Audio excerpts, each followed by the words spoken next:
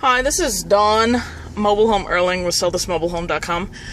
Coming to you from High Point, North Carolina. I'm actually in a mobile home park in that area. And I'm driving through this park and I am seeing, hopefully you can see all this, quite a few spots open, a lot of disrepair, vacant homes. The pool area is not maintained at all. This park is in trouble. It has probably about 200 spaces. It could be an amazing park. I'm sure at one point in time it was, in its glory days, it was great. Somebody is maintaining the general grass areas. But as far as for me, from a mobile home park investment, this would be something I'd go after. I'd find out who the property owner is, and obviously they're not cash flowing the way that they could or should, and so they would have probably an interest in being a little bit more motivated to sell. The thing is as far as a mobile home investor, somebody buying individual mobile homes in this park, when you're first getting started, I would highly recommend staying away from a park like this, because there's probably a lot of stigmas associated with this with this park, as far as, not being maintained, not being taken care of, and so you're probably going to have, it looks like a lot of people recently have moved their mobile homes out of the community. So, watch out for a lot of vacant spaces, a lot of disrepair of the outbuildings in a community before you go start to buy in that area. And in a lot of cases, it's probably going to be really difficult for you to be able to find out who the individual manager is on something like this as well, because even the homes themselves and the home sites weren't very well maintained either.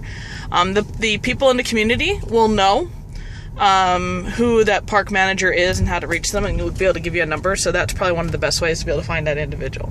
An additional thing I want to talk about is normally when you find one mobile home park, you're going to find a bunch of others. It depends on the area and way that they zone, but you have a tendency to find that mobile home parks are going to be near railroad tracks, commercial areas, and also, or possibly, water. So it's pretty consistent throughout the areas that I've been in throughout the country, to be able to find mobile home parks tucked into commercial areas, near railroad tracks, near waterways, whether it's a river, whether it's a lake, whatever it is. And so obviously you can see commercial area as well as also commercial area. And a lot of times they're near storage units, as another thing. So just wanted to give you a little bit more insight and perspective as to what to watch out for when you're looking to invest in mobile homes within somebody else's park. Just be careful when you're first getting started. Once you understand the business, in fact, for me as an investor in that community, I see that there's potential, tons and tons of potential, in that I could possibly look to bring in mobile homes that I could snag for next to nothing and place in there. In a lot of cases, if they have enough cash flow, maybe somebody that's new that just recently purchased the park and looking to turn it around, a lot of times they'll have a greater chance of having capital. And in a case like that, that's when they'll look to pay for moving costs, and that's normally the only time that I look to bring in mobile homes into somebody else's park, because I want them to have a vested interest too. And the other thing is always make sure that you get what the agreement is in writing.